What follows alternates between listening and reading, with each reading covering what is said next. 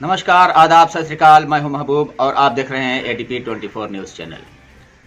खबरों का सिलसिला जारी रहेगा और आप अपने आस व पास की आम व खास खबरों के लिए हमसे जुड़े रहिए।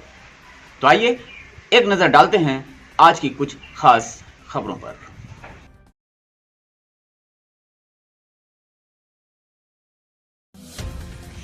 मुबारकपुर में लगभग दोपहर 1 बजे अलजामतुल अशरफिया में बैरिस्टर असदुद्दीन ओवैसी का उतरा हेलीकॉप्टर। पहले उन्होंने हुजूर हाफिज मिल्लत की मज़ार पर चढ़ाई चादर और मांगी दुआएं। बैरिस्टर असदुद्दीन ओवैसी की दहाड़ से गूंजा पूरा मैदान। लोगों ने लगाया नारा, देखो देखो कौन आया, शेर आया, शेर आया। असदुद्दीन ओवैसी ने कहा, मुझे सिर्फ बदनाम किया जा रहा है, जबकि मैं हमेशा संविधान को बचाने के लिए लड़ा हूं। अब खबर विस्तार से। खबर आजमगढ़ जनपद के मुबारकपुर नगर की है, जहां मीम पार्टी के राष्ट्रीय अध्यक्ष बैरिस्टर असदुद्दीन ओवैसी का आगमन हुआ।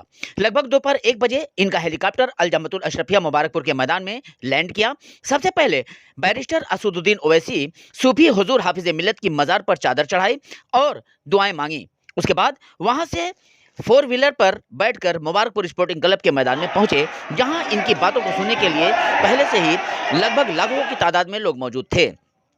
बैरिस्टर असदुद्दीन ओवैसी जैसे ही लोगों के बीच पहुंचे तो इस नारे से सारा मैदान गूंज उठा, देखो देखो कौन आया, शेर आया, शेर आया।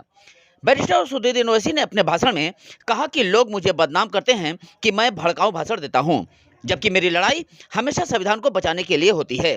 इसी क्रम में उन्होंने ये भी कहा कि अभी हाल ही में मेरे ऊपर जानलेवा हमला हुआ था, मगर मैं डरने वाला नहीं हूँ। अब तक मेरी सांस में सांस रहेगी, तब तक कोई मुझे चुप नहीं करा सकता।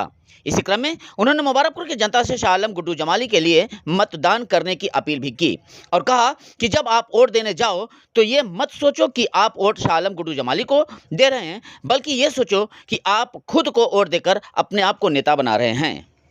आइए आप सुनते हैं असदुद्दीन ओवैसी की ज़बानी।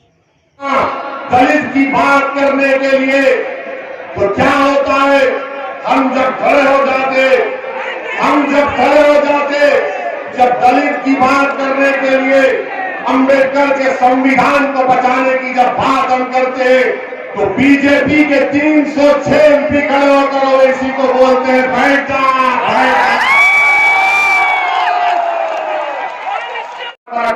आगे लगे, हमारी पीठ और पैर खून से लहूलुहान हो गई। आज हमारा सफर आसान नहीं था। याद रखो मेरे अजीज दोस्तों और बुजुर्गों, जो सच्चाई के रास्ते पर निकलता है, जो अल्लाह रब्बुल इज्जत को खुश करने के लिए निकलता है, उसके रास्ते में तमाम बाकी ताकतें अपने कांटे बिछाते हैं, मगर जिसका अज़म और हौसला और नीयत में इखलास होगा, परवरदिगार उनको कामयाब और कामरान करता है। मेरे अजीज दोस्तों और बुजुर्गों, चंद बुज़दिलों ने ये समझा कि ओवैसी की गाड़ी पर गोलियां चलाकर उसकी आवाज को बंद कर देंगे। मैं उन बुज़दिलों से कहना चाह रहा हूं, वो नाथुराम गोडसे की नाजायज औलाद से कहना चाह रहा हूं, जो असल दिमाग है, जो मैं उन लोगों से मुखातिब हूं आज, जो उन जालिमों के हाथ में तुमने बंदूक थमाई। अरे याद रखो, 4 गोलियां चलाओ या लाखों चलाओ, ओवैसी की जबान बंद नहीं होगी। अगर अल्लाह ने तय कर लिया कि मेरी मौत होगी, मगर मेरी जबान तुम भरोगे, मेरी दुनिया से चले जाने के बाद भी आप मेरा काम करोगे। ये मेरा काम नहीं, आपका काम है। क्या आप डरोगे? क्या आप गोलियों से डरोगे? क्या आप जालिमों से डरोगे? क्या आप हुक्मरानों से डरोगे? क्या तुम मोदी से डरोगे? क्या तुम अखिलेश से डरोगे? किससे डरोगे बताओ? किससे डरोगे? जब अल्लाह से डरते तो गुड्डू जमाली तुम्हारा क्या बना बताओ?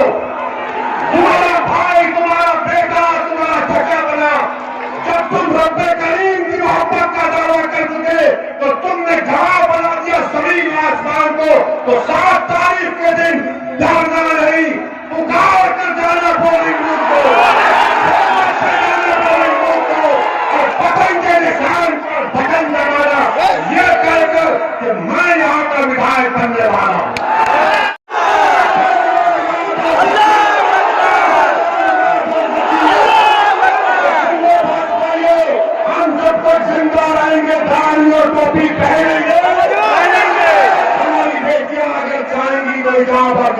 करेंगे। तो जोरदार नारा